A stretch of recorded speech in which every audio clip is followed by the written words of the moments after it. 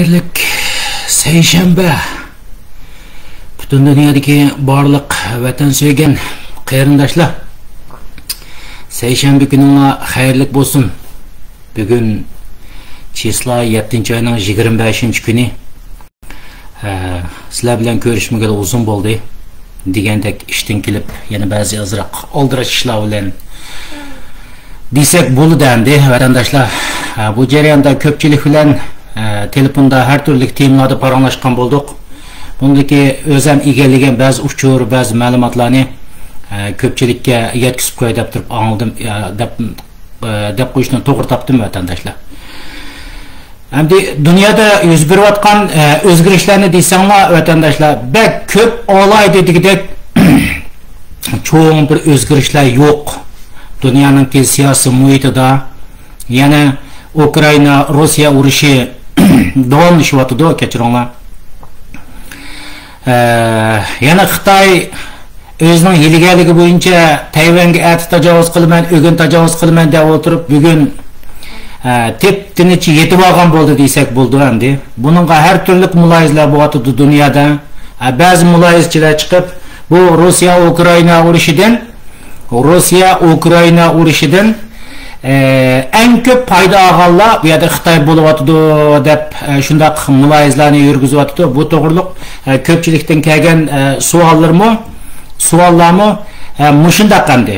Ba'zi qarindoshlarimizning savollarini so'radi. Haqiqatan siz degandek, mushu Xitoy Rossiya Ukrayna urushi aralashmadi. Bu urushdan eng jiq payda olayotganlar Xitoy bo'lyapti degan teamlarda savolni o'tirib qo'ygan bo'ldi vatandaşlarımız. Buniki men azraqli qisqartibla javob bermayman buning oxirida. Undan boshqa bu tema meniki asosliq so'zlaydigan tema, menda qisqartib buni qisqa bo'lishni umid qilaman. Xitoyning ya'ni un to'ldirish taktikasi degan bo'ldi endi. Tema Xitoyning un to'ldirish taktikasi degan.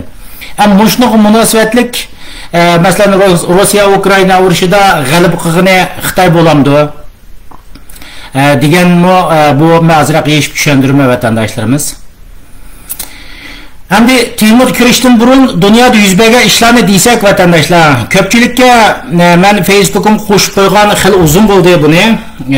Masalan Xitoy hukumati Uyg'ur davlatiniki masalan Tarim vodisida, Tarim o'ymonligida 10 000 kilometrlik yerni teshishni teshgan. Tonellashgan yerni teshib. Ba'zi masalan Viyandan chiqqan xabarlarda dedi bo'la masalan hozir masalan Uyg'ur davlati mushu O'rta Osiyodan kelgan neft qatorliqlarni shu yerga to'plab jug'laydigan bir yo'li bor endi o'zinglar bilasizlar. Ba'zilar deyotdi, mushunchalik tunnel tekish orqali Xitoy endi mushu tashqi dunyodan kelgan neft qatorliqlarni bo'libmi neftni shu yerga to'ldiradigan tunnel bo'lishi mumkin, shundaq darsni qiziyotgan bo'lishi mumkin degan xulos fikrlarni o'tirib qo'yapti. Bundaq tunnel qizishni yerni shundaq chunqurlab kirib qizish ishini 1960-70 Rossiya balki 3000 kilometr 2000 kilometrgacha yaqin atrofida qo'llab boqqan bo'lsa kerak. Xitoy endi bu jihatlarda rekord yaratgan vatandaşlar. Ammo buningga beradigan javobim qaysi degan vaqtda Xitoy ilgari oldingi suhbatimizda degan Uyg'ur davlati Xitoyning jonijon manfaati va dunyodagi mushu kompyuter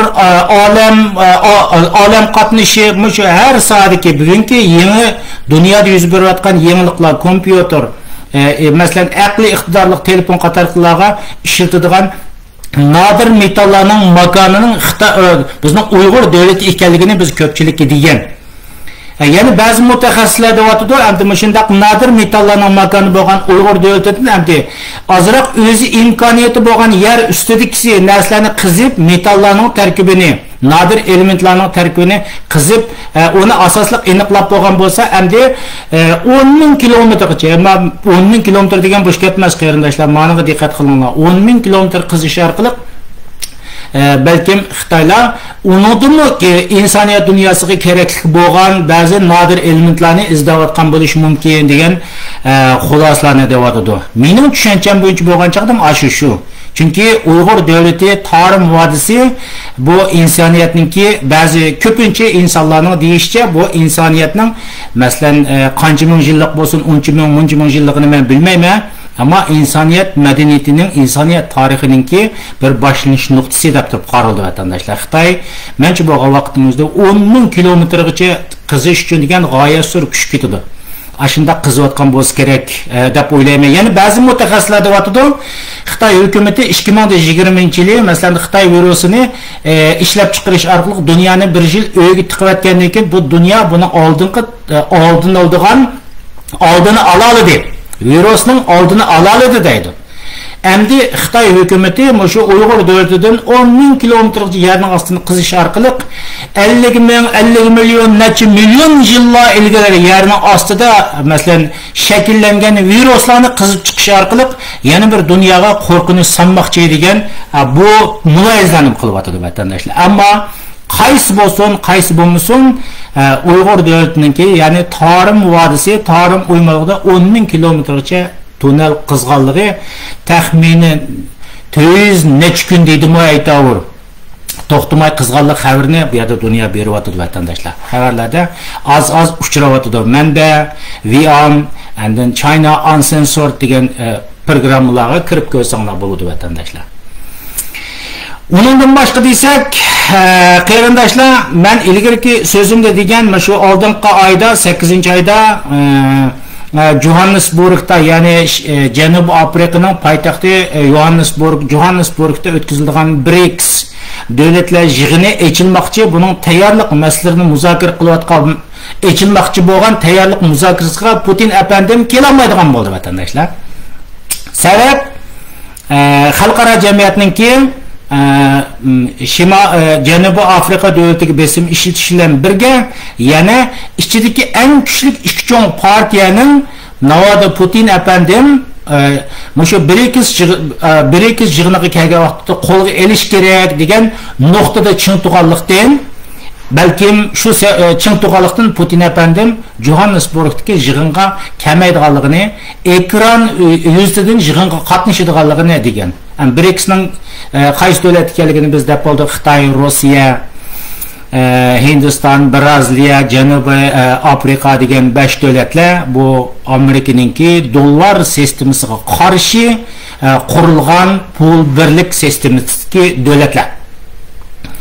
Undan boshqa yana bir xabarimizni deysak, o'tgan oyda masalan Yevgeniy Prigojin Moskvaga qarata siyosiy o'zgarish qo'zg'agan edi vatandoshlarimiz. Bununla Lukashenko'ning Belorussiya prezidenti Lukashenko'ning orilishi orqali bu ishga urishdan to'silib qolgan bo'ldi. Yevgeniy Prigojin bu yerda Belorussiyaga yerlashgan bo'ldi vatandoshlarimiz. Bundan bizning hayron qolgan bir nuqtamiz qaysi edi vaqtda zaten mening ham dunyoning hayron qolgan nuqtasi masalan ishga urish cho'qim bo'ladi. Da o'tirib hukm qilgan nurg'un siyosatchilarning hozir qadar bir yo'g'on savol belgisini qo'yib qo'ydigan nuqtasi qaysi degan vaqtimizda Yevgeniy Prigojinning men Rus boshnaxir Rus bilan Rusni urushtirib Rus qonini to'kmayman degan prinsipda chin tug'anligi vatandoshlar. Shunaqa savol qo'yaylik, agar Yevgeniy Prigojin bir musulmon bo'lgan bo'lsa yoki musulmonlarning bir imomi bo'lgan bo'lsa, tabiiyki %100 Rus o'tirishdagi ishga urush, qonli qirg'inchilik boshlangan bo'ladi. Chunki Ruslarda bizning musulmon dunyosidagi kalvalarga o'xshamaydigan bir olayligi Amerika va G'arb dunyosining ular millat degan narsada tushuntirdi. Mening millatimning qonini hech qanday vaqt mening millatim orqali men qirg'izmayman degan nuqta tushuntirdi. Ammo to'limi afsus bizning islom dunyosidagi imomlar, mollalar va generallar bo'lsin, o'ziga qarshi chiqqan odamlarga nayt osonlik o'ltiradigan bir fatvoy bor, u bo'lsa kafir. Bu orqali o'ltirishning oshquchiga erishadi. Har qanday vaqt naytsizlar ishga urush va qarshi urushlarni qo'zg'ay oladi. Vatandoshlarimiz, shundoq dunyoda shundoq ishlar yuz bergan bo'ldi. Endi Yevgeniy Prigojin hozir Belorussiyaga yerilish orqali Belorussiya askarlarini məşqləndirib Belorussiya askarlarini məşqləndirish orqali bu yerda dunyoda yangi bir qiziq nuqta paydo bo'lyapti. Ya'ni Belorussiya bilan Polsha o'rtasidagi urushni shakllantirishning ehtimolliklari o'rtaga chiqyapti vatandoshlar. Chunki Putin efendim 2 kun avval degan so'zida Polshaning g'arbiy qismi Stalin davrida Polshaliklarga bergan zimin, endi biz buni xotirlatadigan vaqt keldi degan nuqtani o'tirib qo'yapti. Undan boshqa yana shu tunning bugunning ichida Putin bilan Lukashenkoning o'tkazgan suhbatida Lukashenko deydiki, men Yevgeniy Prigojinlarni bu davlatimda tutib tura olmayapman. Ular biz Polshaga sayohatga chiqmoqchi degan Polshaga sayohatga chiqmoqchi, ya'ni bizning g'arbimizga sayohatga chiqmoqchi degan nuqtada nayt tushuntirib olyapti degan shu so'zlarni qilgan bo'ldi. Bu Vianning va dunyodagi xabarlarda bu haqiqatan Rossiya hokimiyati ya'ni masalan Yevgeniy Prigojin undaq bo'lsa NATO standart NATO a'zosi bo'lgan Polsha bilan urushga kiramdi. Ya'ni bu urush jarayonida masalan Belorussiya bilan Polshani urushga kirgizamdi degan tema qiziq nuqta bo'lyapti vatandoshlar. Buningga biz hozirgi vaqtimizda bo'ladimi deyamaymiz, bo'lmaydimi deyamaymiz vatandoshlar. Menchi bo'lgan vaqtimizda mumkinchilik kelgusida bo'lish ehtimolligini men yuqori deb o'ylayman. Nima ish qilsanglar, masalan, men doimdek Rossiyaninki azmaz Ruscha bilgachga Rossiyaning xabarlarini ko'rib turman.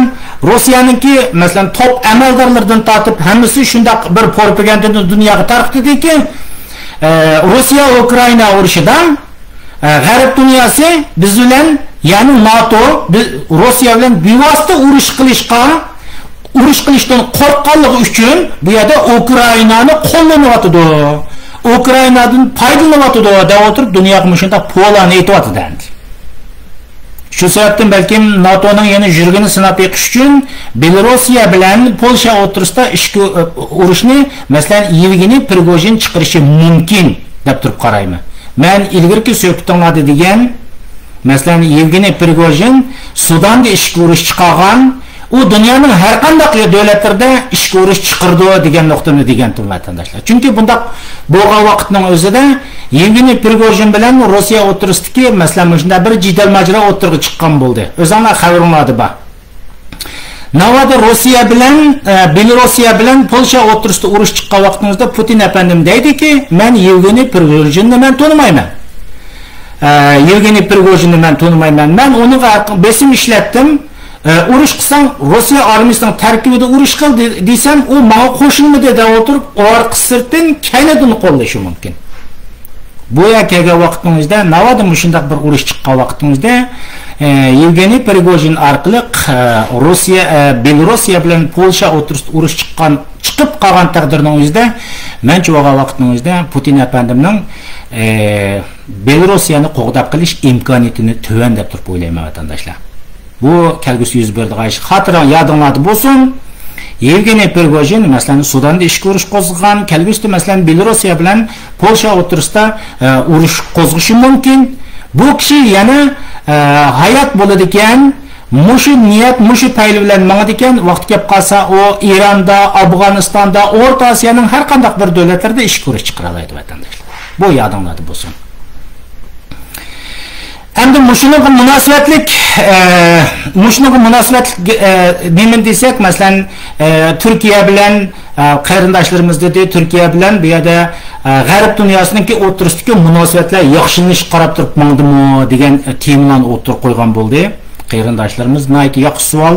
Meni buniga berilgan savolim vatandoshlar, bu yerda mayli u Turkiyali emas. Dunyoninki mushu Rossiya Ukraina urushi orqali dunyoninki qutblashayotgan, ilgarilayotgan demokratiya bilan diktator o'rtasidagi ikki qutb ayrilgan ikki kuchlar o'rtasida olmishish, tegishlar bu tabiiyki bo'lib turdi. Buningki birdan bir ifodasi qaysi desanglar vatandoshlar, Rossiya Ukraina urushi jarayonlarida bu yerda NATO standartidagi qurol bilan Rossiyaning quroli bir-biri bilan yuzlashdi. Bu jarayonning o'zida masalan Rossiyaning S-400, S-300 degandek bu bir davlatning havo mudofaasini qo'g'daydi degan qurol NATO standartidagi qurollarga bardoshlik beradi va mudofaa kuchini NATO standartidagi qurollarga solishtirgan vaqtda o'zining mudofaalanish kuchini masalan Rossiyaning S-300, S-400 deganda qurollari o'zining kuchini ko'rsatmaydi desanlar bo'ldi vatandoshlar. Buning tipik bir misoli masalan Tunugun dron orqali Ukraina armiyasiningki udin Moskvaga hujum qilishi, undan boshqa yana Putin afandimningki jonijon manfaatiga taqishadigan masalan Qrim ko'rigining Kirich ko'riginingki Ukraina armiyasi tarafidan etilgan mayli dron orqali bo'lgan qurol bo'lsin, buningga Rossiyaning mudofaa sistemasida eng ilg'or deb turib qargan S-400, S-300 qurollarining buni to'sib qolamaganligi vatandoshlar.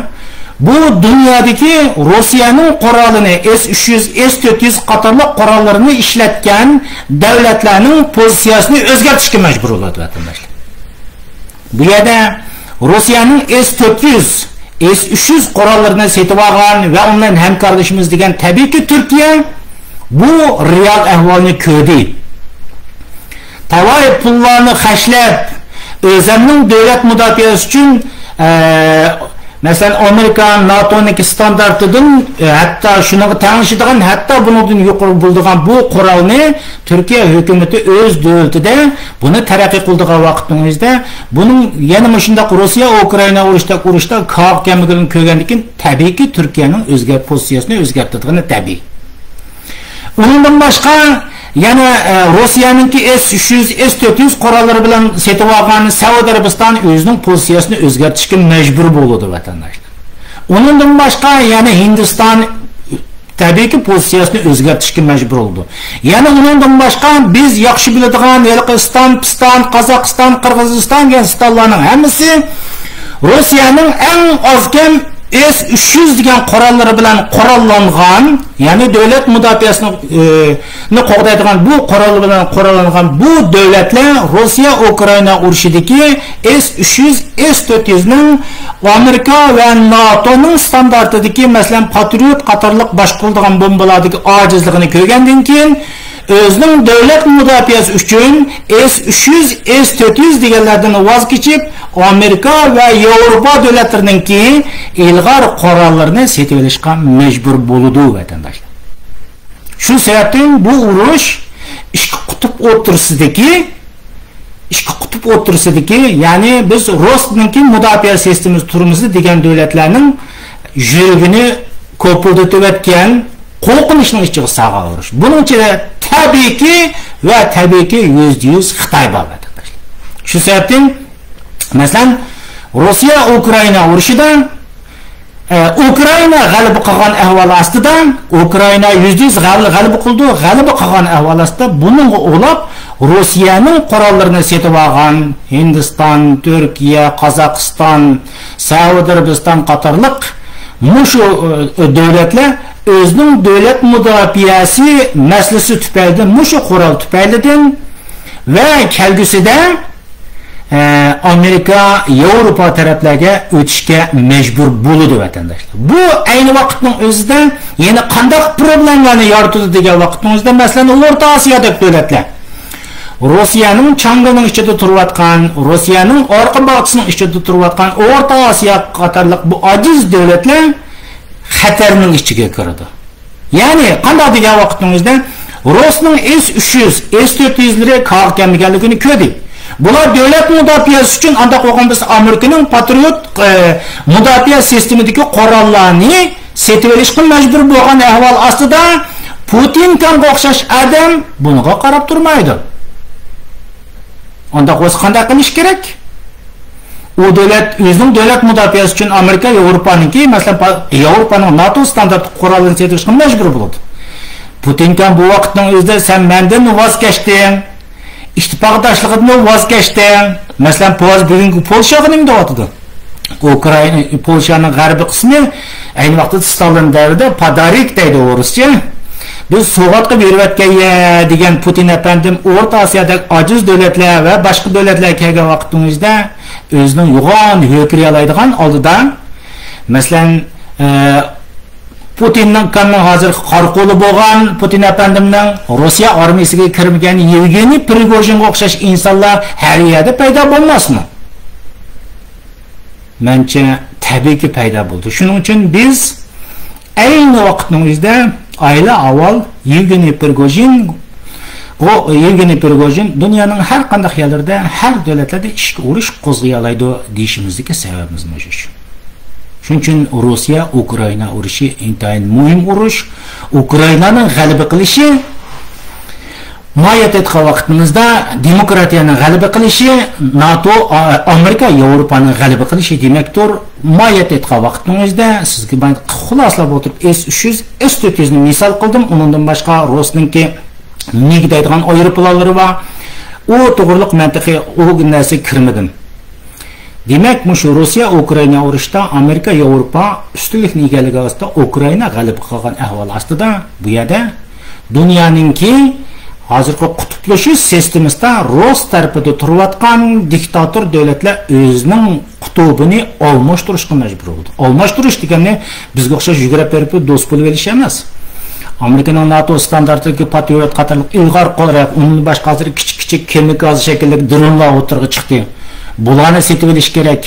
O'zining pozitsiyasini darhol o'tirib Amerika, Yevropaga o'zgartish kerak. O'zgartgan vaqtda qanday bo'ldi?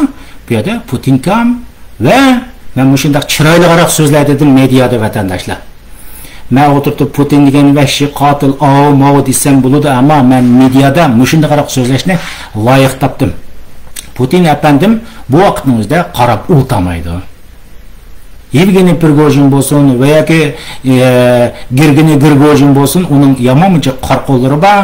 Masalan, o'tirib undan boshqa deyli, haliqi bir saqolliq bir adash va Chechenning lideri Qodirovmi, Madirovmi, uning o'xshash insonlarmi har yerda paydo bo'ladi. Ya'ni Rossiyaning orqa bag'ichisini qoldirib boshqalarga tattirib qo'ymaslik uchun, Amerika, Yevropaga oldirib o'tib ketmaslik uchun undaq kuchlar ashundaq ojiz davlatlarda chuqum va chuqum kelgusida paydo bo'ladi vatandoshlar.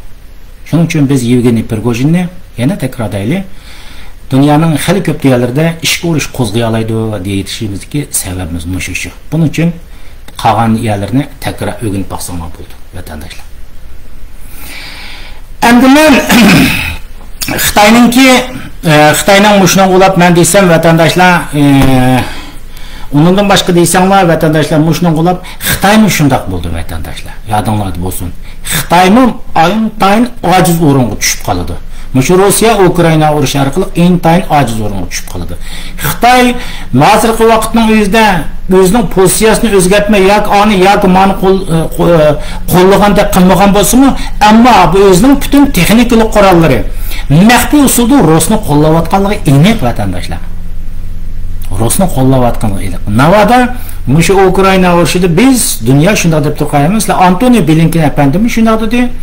Allaburun Rossiya hokimiyati bu Ukrainada urushda mag'lub bo'ldi dedi. Mag'lub bo'lganlikning ifodasi qaysi? To'g'rilarda masalan dronninki Moskva shahriga tushib o'tirib bir binoni uchirib o'tdi, binoni yerimni uchirib o'tdi.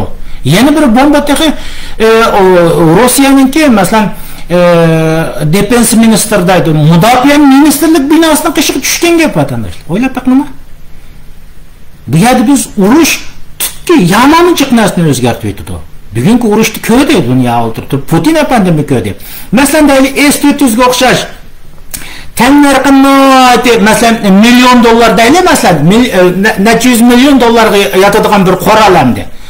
Bu qurol qarshi o'zi kichik bo'lgan, epchil bo'lgan, partish iqtidori kuchli bo'lgan, chaqqan harakat qila oladigan, havoda uzun tura oladigan, hem nishonni to'liq qarg'a oladigan, maliyati iqtisodiy to'van bo'lgan, masalan $1000 bir dron u ustiga tushiversa, o Putin efendimning qo'lida o qurol bo'lmasa, Rossning qo'lida u bo'lmasa, endi o'sha $1000 bir dronga qarshi necha million dollar qilgan bir o'tirib S-400 ni S-300 ni atamdi.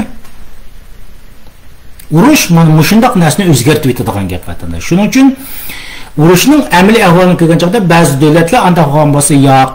Rossning devletimizin müdafiasını qo'g'daydigan S-300, S-400'den çokum vaz geçişimiz gerek degan nuqtaga keldi. Bunun da Xitoy mı bor vatandaşlarımız? Xitoy mı bor vatandaşlar? Çünkü Xitoy bunu qarab turibdi.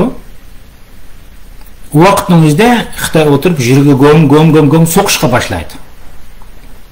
Çünkü Rus'ta bir şunda bir hazır kadar Rusya Qo'rg'oni ilg'or bo'lgan kuchli qurolga ega davlat, uni biz yolg'onga qilsak bo'lmaydi. Mana shunday kuchli qurolga ega bo'lgan, po'yetayotgan, tahdid selayotgan, kam degan chaqning o'zida 300 yildan birisi dunyo so'rashlarida aktiv Amerika bilan basishayotgan bir kuch Ukrainada yengilib ketsa, Xitoydagi 60-70 yildan birisi o'tirib o'zining pishtini qizib yotgan bu hokimiyat, bu davlat o'zining asliga yasab olgan qurollarga, bali aviamatkalarga tayin o'tirib, qandaqmi taqobil turib, Tayvanning ustidan qandaqmi g'alaba qildigini, qandaqmi ishonchisi yetadi vatandaşlar. Şu sebepten vatandaşlarımız Rusya Ukrayna urushida Ukraynanın g'alaba qilishi, moyatda demokratiyaning g'alaba qilishi, diktator davlatlarning cho'kishi hisoblandi va shundaqla demokratik davlatlar bilan diktator, ya'ni Rus va Xitoy tarafidagi davlatlar, masalan Xitoyning qurollarini Arab davlatlari, nurg'un davlatlar Xitoyning qurollari bilan qurollangan davlatlar bor. Bular o'tirib o'zining fikrini, ideologiyasini o'zgartirishga tabiiyki majbur bo'ldi vatandaşlar.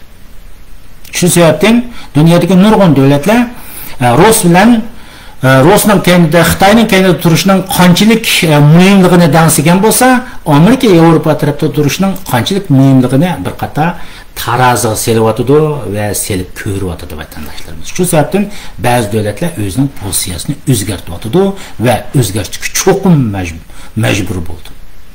O'zgartirishga majbur bo'lgan ahvol ostida Putin efendim bo'ptila deysa bo'lmaydi. Bo'ptila demagan vaqtimizda Yevgeniy Prigojinga o'xshash insonlar u davlatning ichidan chang chiqardi. Shu mening deydigan gapim.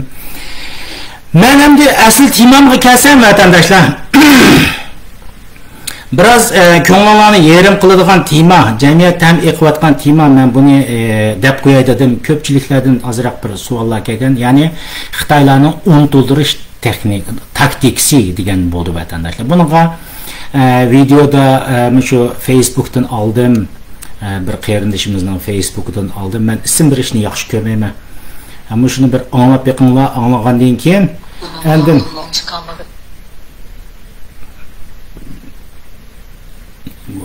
ne bo'lib ketdi?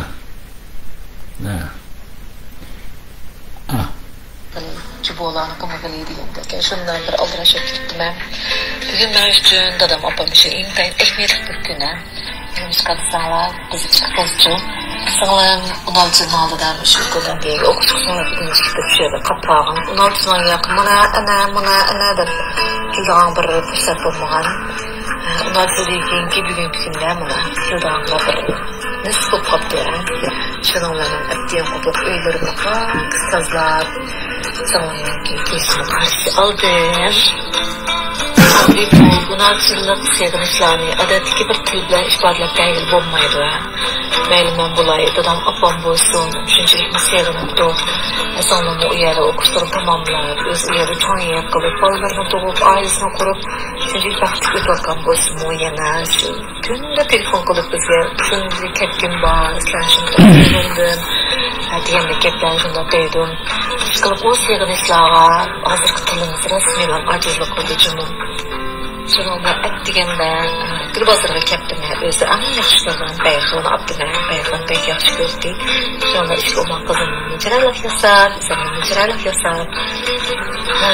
Mağdım buna, başlarının hemmesi diyen sonunda elimde ağıl çıkanmışsın cennetler.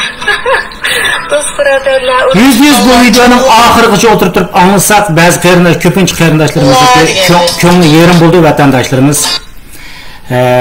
Bunu köpçilikler yollab Puslarning Facebook'da bağışıp körüp baksanız bo'ladi deb shunday dedi vatandaşlar. Nurg'un insonlarniki qarindoshlarimizni ko'nglini g'ash qiladigan tema bu, g'ash qiladigan masala.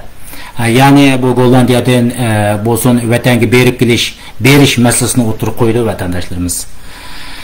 Endi vatandaşlar bu vatanga berib kelish masalasi burundan tatib Muşu Amerika, Avrupa, G'arb dunyosida, mana tashqi dunyoda yashayotgan Uyg'urlarning ichida hatto delegatsiya bo'lib, masalan Turkiyadan bo'lsin, Amerika, Avropadan bo'lsin, maxfiy, oshkora, yoshirin berib kelish masalalari bu doim bor vatandoshlar. Uyg'urlarga irqiy qirg'inchilik qilayotgan bugungi kunning o'zidami bor, 2019 mi bor, 2018 mi bor, 2015 mi bor, bu yillardan birisini bor. Berib kelyotdi. Mushu atrofimizga yerlashtirgan Xitoyning g'olchillari hech qanday ishga aralashmaydigan bo'lib tush yetib olganlari bular burundan tortib berib kelayotgan va bundan keyin berib keldi vatandoshlarimiz. Ammo bu yerda Xitoyninki nima uchun men buni unuttirish taktikasi deb turib qo'yishimning sababim buni ko'pchilikka zarrachilik ozroqli aqli va odamlarga buni berdi. Nishqa Xitoyning ilgirki g'olchillari bular vatanga berib kelgan bo'lsa, nurg'unlari berib kelgan, berib ketdi, berib ketdi degan bo'lsak, bular o'tirib video ishlamaydi. Am buni oshkora video ishlashning o'zi nima? Mushunga o'xshash videolar qaysi desanglar, Xitoy kommunistik hokimiyati Uyg'ur irqiy qirg'inchiligini taltikus yo'q qilish uchun o'zi beshida turib, o'zi qo'mondonligida, o'zining rejissyorligida ishlayotgan videolar vatandoshlar.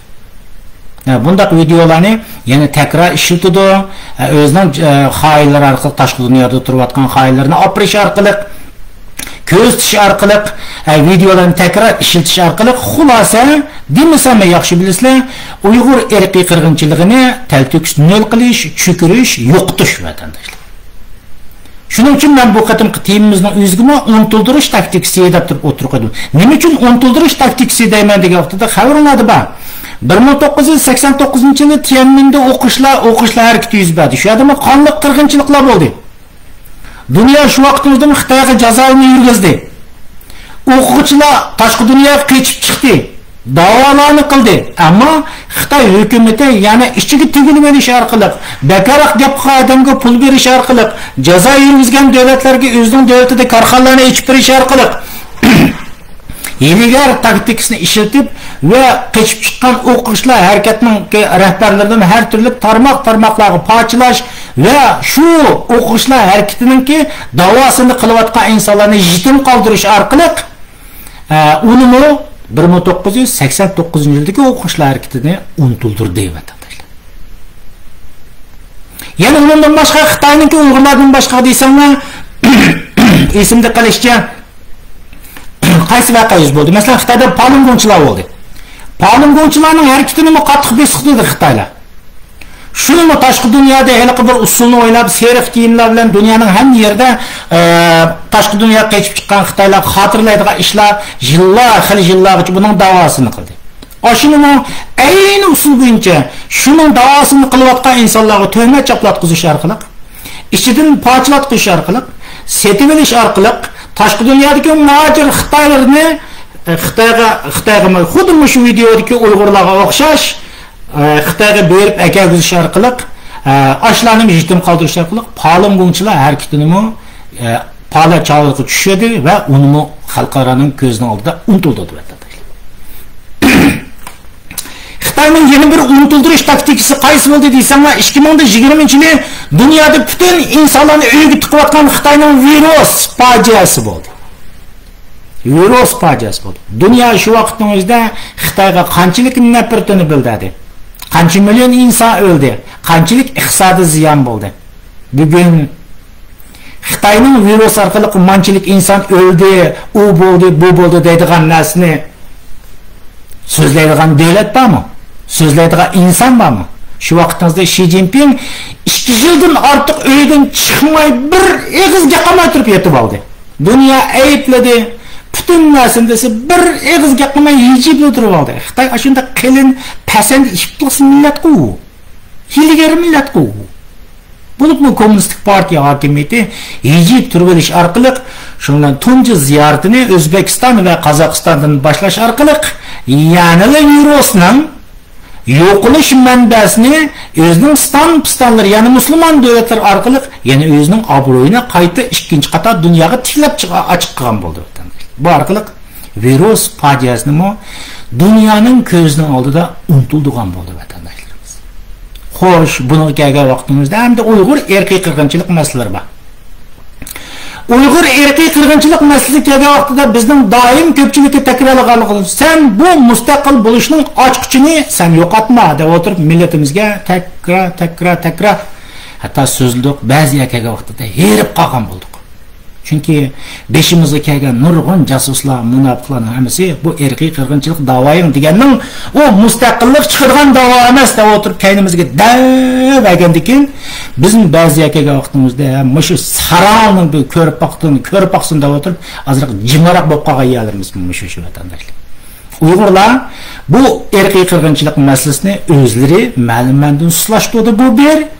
Ikki Xitoy hukumati qanday qildi degan vaqtimizda bütün atanmış İslam degan sallovash kafirlarni o'tirib, sallovash kafirlarni şu Uyg'ur davlatiga takror imomlarni hozir qadar shu sallovashlarni Uyg'ur davlati ziyoratga olib borish orqali, o'g'illarga yugizish orqali, aroq sharobni ichish orqali, vaqt kelib qolsa cho'shqi-poshqilni hammalarini yugizish orqali o kafir mollalarga bayonotlarni takror bag'izlagan bo'ldi. Hatto Falastinning rahbari Mahmud Abbos o'xshash insonlarni ashalarga opirish orqali o'zining propagandasi bo'yicha Uyg'ur irqiy qirg'inchiligini yo'q qilish uchun yanala bu musulmon degan salloboshlardan foydalandi.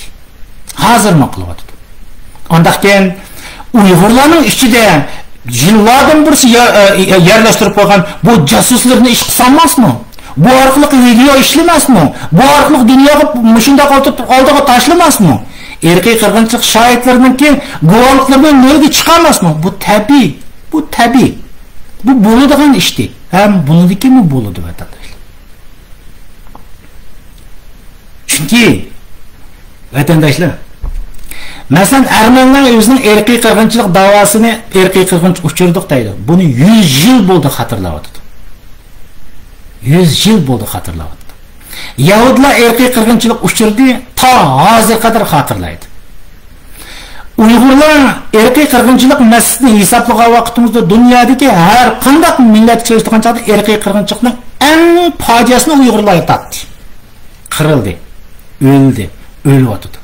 Ammo buni xatirlayotgan, buni tabriklayotgan insonlik sifatini masalan xatirlayotgan insonlar qanchalik bor buni bilamsizlar? Topolmaysizlar. Men ba'zi vaqtning o'zida shunda degan vaqtimizda endi shunchalik ichilma, shunchalik qayg'urma bizning atalmış biz degan mana shuning ichida biz musulmon, islom deyotgan insonlarning yuragining naqadar qop-qora bir qarg'ishni iborat bu kofirlikni ko'tarib yuradiganligini men har doim eslagan vaqtimizda qo'qib ketaman. Masalan, Uyg'ur davlatiga apaga vaqtimizda shu kofir mo'lalar. Bu yerda sizga bir savol qo'yib qo'yay. Undan keyin Xitoy hukumatı nima uchun xristianlarning poplarini, yahudlarning poplarini, buddistlarning poplarini Uyg'ur davlatiga va Tibetlarga opirib, xuddi shu irqiy qirg'inchilik masalasini yushagandek bunday yushirdigan ishlarni nima qilmaydi? Suvalni yo'g'on qo'yib beqing. Nima qilib bizning ichimizdagi mana shuning ichida sallavashlarni opirish orqali shu yerda irqiy qirg'inchilik masalasini yo'qotish uchun harakat olib bordiki, masalan, Falungongchilar Tibetlarni qirg'in qildi. Qirg'inchilik degan narsa ustida bor. Tibetlarni qirg'in qilding deydi. Ammo nima uchun o'tirib masalan Hindistonning yoki Bhutanning nomrod buddist davlatlar bor. Masalan, Nepal deydigan buddist davlatlar bor, Tayland deydigan buddist davlatlar bor. Şu buddist devletlerindeki mankilerini, mollalarını apırıp, aşındak Müslüman devletlerinin sallavaş kapırlarını apagandek toplamda oturup, şu Tibetlerini ziyaret kıldırıp, ibadetlerini ziyaret kıldırış arkalık yalgan propaganda teşvikatlarını demiş kişilemeydi ama bizden içimizdeki sallavaşlarını apırış arkalık Uyghur erkek kırgınçılığını yok atmakçı buldu. Ne için Hristiyanın poplarını ve Yahudlarının poplarını mayli Xitoyga bo'lsin, mayli Uyg'uristonga bo'lsin, Uyg'ur davlatiga olib, ashundaq yegizib, ishkizib, o'zining degani bo'yicha videolarni ishlatkizib, tashqi dunyoga taqat qizmaydi. Bu yerdagi bir nuqta shuki vatandoshlarimiz, biz qalbimizni tekshirishimiz kerak. İmanımızı tekşirishimiz kerak. Yuragida har qanday vaqt mushu o'zini men avu, men ma'u deb aytgan insonlarning yuragi o'tirib, men mundaq taqvo, adolatning imomiga cho'qinaman, madolatning imomiga cho'qinaman deydigan insonlarning har birisining yuragini shundoq yer turib qarasangiz, men ilohim shunda demga qop-qora bir go'sh chiqadi, yurak chiqmaydi. Buni naq Xitoy hukumati Tumurumuzgacha bilgan Xitoy hukumati bilgashgan, shuning uchun sallavaşlarni olib ashaga bir ko'rsatdi va ishimizga yerlashtirgan ashu malullarni Uyg'ur davlatiga olib orqali mana shunday qo'rqitqanlarni ko'rsatish orqali irqiy qirg'inchilikni yo'qotish harakat qildi. Masalan, yahudlarning poplari, xristianlarning poplarini apas uchun sizga deb qo'yay qarang. Men uni ko'rmadim, ko'rmaganikin bir narsa deya olmayman deb qarab o'tirdi. İşenmisiniz, sinab beqing. İşenmisiniz, har qanday so'rab beqing. Men ko'rmagan, sen o'ltidimmi, men buni bilmagandikin men keldim o'tirib, men bilmayman deb qarab o'tirdi. Chunki men ko'rmadim. Seni o'ltagiringni ko'rmadim. O'lginni men ko'rmadim. Shuning uchun men sana bunday yolg'on videoni ishlab bera olmayman deb o'tirib, xristianning, yahudning, buddistlarning poplari qarab o'tirdi. Atalmış bizning sallavaşlar berib, ana ashunda o'tirib videolarni ishlab berib qaytib kelaverdi. İşçimizdimi? Ana shu sallavaşlarning bollari bo'lsin, jasuslarning bollari, malullarning bollari, oramizga yerlashtirgan jasuslar, xayrlar buningdimi takra vatanga berib, oshkor video ishlaydigan, Uyg'ur irqiy qirg'inchiligini yo'q qilish uchun xizmat qiladigan bunday videolarni yana takra ishlaydi vatandoshlarimiz. Shuning uchun bizning millatimizning mustaqil bo'lishi nihoyat tas. Mening birdan bir ishlaydigan ikki nuqtam bor. Bir, Xudoga ishonaman, chuqur bu yordam qildi. İki, Amerika g'arb dunyosiningki adolatiga haqqani tekshiraman. Mush ikki kuch mening millatimning mustaqilligini, dunyoda mavjud bo'lishining birdan bir sharti bo'lgan mustaqilligining qo'lga kelish uchun mush ikki kuch chuqur yordam qiladi deb o'ylayman. Biri Xudo, ikkinchisi Amerika, Yevropa. Hem şunun qo'shilgan demokratik davlatlar vatandoshlar. Gapim müşahada bo'lsa, söhbatim vatandoshlarimiz vaqtni 42 minut o'tib ketibdi. Ya'ni men buni uzatmay mushagicha bo'lsa vatandoshlarimiz, gap qattiq, gap qo'pol. Ammo reallik shu. O'gining, tadqiq qiling, zot ochchig'ingiz ketmay o'tirib, tadqiq qiling, o'gining. Tuzatishga tirishing, millatimizga buni o'xshash xoinlik qilgan, marazlik qilgan ishlarni qilmanglar vatandoshlar. Bu yerda Xitoy hukumati yana bir nuqtani tabiiyki 100% o'tirib chiqardi musharqiliq. Uyg'ur irqiy qirg'inchiligini yo'q qilish ma'nosida tashqi dunyoga yerlashtirgan o'zining jasuslarini, masalan, Uyg'ur davlatiga olib video ishlatkish orqali 5-6 yildan birisi, masalan, men urug' ota-onalarimni 2018 dan tortib hech qanday bir telefon aloqasi yo'q. Hech qanday aloqa yo'q. Ma o'xshash nurg'un insonlarni bir da'vodan suslashtirgan bo'lsa, ikkinchidan qanday qildi degan vaqtida mushu jasuslari, xoinlari vatanga takrar berib kelish orqali, men shunday oshkor videolarni ishlab kelish orqali bu yerda da'voni irqiy qirg'inchilik suslashtirishdan boshqa Amerika g'arb dunyosidagi yana bir jasuslarga gap keltirish orqali mana Amerika Yevropaning pasportini olganlar basang bo'laverdi ekan. Xitoy tutmaydi ekan degan nuqtani akilib, jiq baga vaqtimizda ko'pida turkumlab tutish orqali shuning bilan Amerika g'arb dunyosidagi bizga o'xshash shu davlatning pasportini olgan insonlarni intayin o'saqlarga kutishagizdi. Xitoy shunday qiladi buni. Qo'yib bermaydi uni. Amerika g'arb dunyosi shuning bilan qanday qildi? 5-6 odam uchun o'tirib Xitoy bilan o'tirib urush yetish kerakmi? Bu yerda siz o'zingizni bexatar emas deb Xitoy buni tutib ketadi, yeb ketadi deb intervyuni bergandan keyin siz u yerga asli bormasligingiz kerak. Mana shunda xoinlarningki beliqni beliq tutish uchun qamoqni dengizga tashlagandek tashlash bu taktikalar orqali Amerika g'arb dunyosida pasportni olgan insonlar turkumlab berishi mumkin. Baga vaqtimizda davlatdan goplo tutish orqali, solab qo'yish orqali qanday qilsa, Norvegiya qanday qilsa tutib oldim, solib oldim, Shvetsiya qanday qilsa tutib oldim, solib oldim desa, bu davlat bu masalani hal qilib bo'lguncha shuning bilan qo'yib qo'ygan jasuslari, xoinlari, malulları, Voy köydingmi? Sening deb ketgan Amerika, Yevropaning degan mana mushunchilikka. Voy 4 odamni qutqizolmagan ekan, voy sana mustaqillik olib beramdi. Ey erkin ro'z degan hey saram. Voy Amerikadagi pustan degan hey saram. Mana 4 odamni qutqizolmagan, dunyoda qutirab ketgan jasuslar va ularni qo'yib qo'ygan jasuslar va tapma-tang turgan jasuslar. Chiqib o'tirib shu vaqtning o'zida ko'rdingmi? Amerika g'arb dunyosi sening 4 odamni qutqizolmasa Xitoyning qo'ldan sening mustaqilligini olib beramdi degan tashviqot qilish orqali ayni da'voning manbai qayerda? Suriya, Afg'oniston, Turkiston bo'lgan bo'lsa, da'voni shu yerga aketishning eng chong planlarini qilayotgan Xitoy. Buni bundaq bilgaysizlar. Xitoy yanada unutuldirish taktikasini qilyotdi. Bunga dunyomi aldandi? Masalan, Tiananmen masalasida yana dunyo aldandi. Falun Gong masalasida Xitoylar aldandi. Virus masalasida yana dunyo aldandi. Endi ko'ramiz, Uyg'ur irqiy qirg'inchilik masalasida Uyg'urlar Xitoyning unutuldirish taktikasiga qanchalik moslashadi? Dünya unutuldirish taktikasiga yana qanchalik moslashadi? Buni biz ko'ramiz vatandoshlar.